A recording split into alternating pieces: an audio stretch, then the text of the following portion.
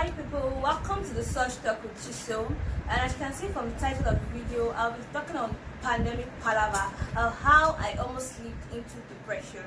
Yes, I said almost because help came from me, and so I would really love you to subscribe and like this video. Yep. So wait, stay tuned.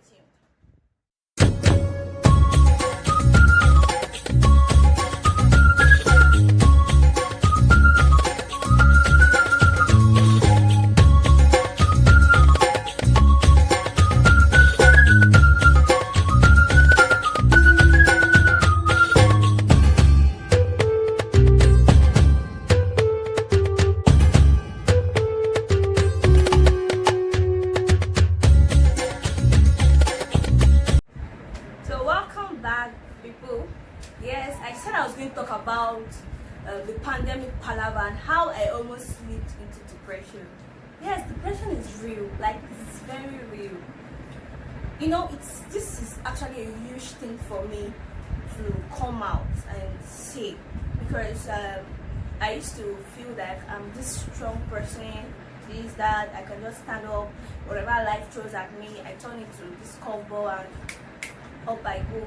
But the truth is, I have understood the fact that we don't have to be strong all the time. You don't have to always act so strong. You don't have to always act like you have everything together. So yeah, let's just dive into the story for today. So when this whole the pandemic started, we were asked to go indoor and we had to stay at home, do the right thing. And yes, I hope you are doing things. I hope you are sanitizing, washing your hands, trying to avoid crowded places and the social distancing and all that, because that's actually the right thing for us to do. So when all this started, I can tell you that none of us planned these things to go this way. Nobody saw our 2020 to be this way, that will be inside of our homes. So it all started and it was out everywhere. Make use of this break, make use of it, take courses, do this, learn that skills, do this, do that, a lot of things there, and it felt like everyone was just doing this. We were just taking a course. I felt like, wow, am I the only one stuck in this pandemic Palava? Like, am I the only one feeling this? It felt like no, everyone was so strong. People just kept doing their thing, like, or maybe we are just used to acting that strong outside. Nobody's actually bringing out. Nobody said that they are struggling with this thing. Like, a very few person like said, okay, oh, I feel sad. It was all about do this, do that, do this, and no one was talking about our mental health, or maybe a few, to be sincere. A very few people were talking about mental health. Nobody was saying people cope with these things differently. What about people who are planned? Okay, like my birthday was like 4 days or thereabout, and there were lots of things I had in box for that big day. But due to the whole pandemic stuff, I actually tried, but I knew that I just needed to chill and take a step back, which was actually very difficult. It was a reality I needed to accept. It was very difficult. So I stopped doing everything I needed to do. I stopped doing everything. I had to take a break a while. I took a break from social media and I started trying to think. It didn't help though. It didn't really help, because it's different from trying not to worry and then when you are actually taking a break and you are still in that mess. So it's actually a different thing. So it didn't help me. So I was sleeping, I was feeling sad, I was feeling like, wow, I'm wasting this day, I'm wasting this month, and yes, I didn't know how people found energy to do all those things that they wrote on social media and every other thing. And I just told myself that for me to go through this thing, that means there are thousands of people who are actually going through the same thing. Thousands of people who are actually stuck in, despite how we made it look so good, like the dance challenge, this and that. There are thousands of people who are actually stuck in their homes and they are slipping into depression.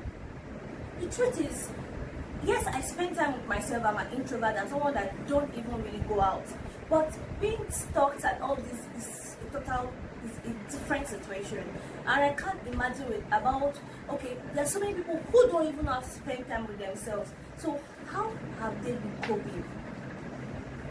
And I have been thinking how. So I was going to start this video, how have you been coping since this pandemic? But I felt I should start from my story to let people know that it's not about coming to act strong, it's not about coming to tell you that how have you been. All I'm trying to say is that it's okay to feel the way that you feel amidst this whole pandemic palava. It's okay not to be among the strong ones who are doing everything. Now, the point is that you don't wallow in that. You don't wallow in self-pity. You don't wallow in the disappointment, the pain, the hurt. No, but actually you have to take your time to heal. That's even the first step. Okay, I'll say that the first step to healing is accepting that reality, validating your feelings.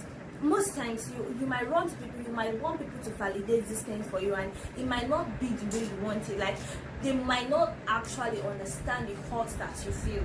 I can tell you that no matter how much they actually love you. So the truth is, you have to validate these things yourself, that it's okay not to put up a front, it's okay not to put on a facade, it's okay not to act so strong. If you need the help, you seek for the help. How I when I said almost was that when I was tripping in all the stuffs, I felt sad. I couldn't do all the things I needed to do. I couldn't make deadlines. I couldn't do a lot of things. I had to take a break. And no, God is right there. Yes, I'll be an ingrate, or I'll be really, I don't know the words to use if I don't mention God. Like, how would I live out the part of God in this whole thing? He helped me. Not like he has not been there all the while, but you know, there's a way all the things goes, and I ran back to him. I sought after him that, but I'm tripping, your daughter is tripping, help me. And then I can tell you that I found solace in the word of God. I found solace in God. I found solace in the existence of a supernatural being. And I that was the first thing I had to do. I validated my feelings. I accepted that yes, I am feeling sad. It's in the Bible that a false balance is an abomination before God. So I accepted that yes, I am not happy.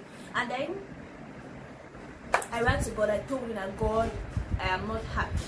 I feel sad, I feel this, I feel that. I said I had to talk to him like a friend, and that's what prayer means. And after doing this, I tried to talk to people around me. People around me encouraged me, my friends, my partner, everyone around me actually encouraged me. They did in their own way, how they can. They tried their best, they did. And then I had to, okay, now it's trying to start up, it's time to start up, it's time to pick up the bag. It's time. Yes, I took a break. I actually took a break. Yes, so but just know how long your break is. Just know yourself. Just don't be too hard on yourself. But yes, not being hard on yourself does not mean that you have to now just relax and then give into laziness and all that. So I knew that it was time to pick up myself and do the right thing. I knew it was time to start doing things. So I felt better. And next time, I'm not saying that it's always be rosy. I'm not saying that I always feel fine. But whenever I feel this certain way, I feel like I'm tripping or I'm slipping into depression or whatever due to my temperament and all that, I know how to go back. There is always a need to go back. There's always a need to revisit the drawing table. There's always a need to retreat. You have to always retreat. No matter how good you are, no matter how strong you think you are, learn to retreat. Yes, so I retreated, I did all those things I needed to do, and then now I'm back, stronger. And yes, in few days, in few months, in few weeks, I will be needing that same retreat, and I won't hesitate to go back to it again. Yes, sometimes we have to find peace in ourselves. We have to find peace in not doing anything sometimes. Sometimes you just have to learn to meditate and not worry. Please, not just worry. So now I don't worry anymore. I know that things will go in the right time, like how they are going to go. They're going to go well. So I'm just going to relax, do the things I need to do. Now I'm on track. I'm trying to check myself day to day that, okay, how am I? How is my mental health?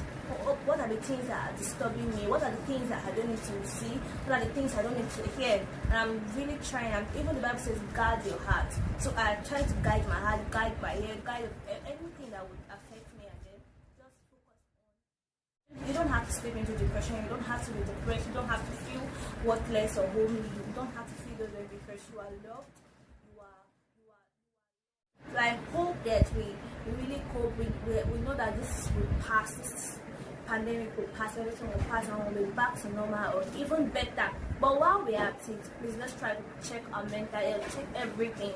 Yes, and guard our heart. Let's guard our heart. Yeah.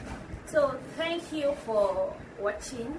Thank you for watching. If you really love this video, I would love you to like. And please subscribe. Don't forget to subscribe to my channel. You can check out the videos below. I've uploaded before. So please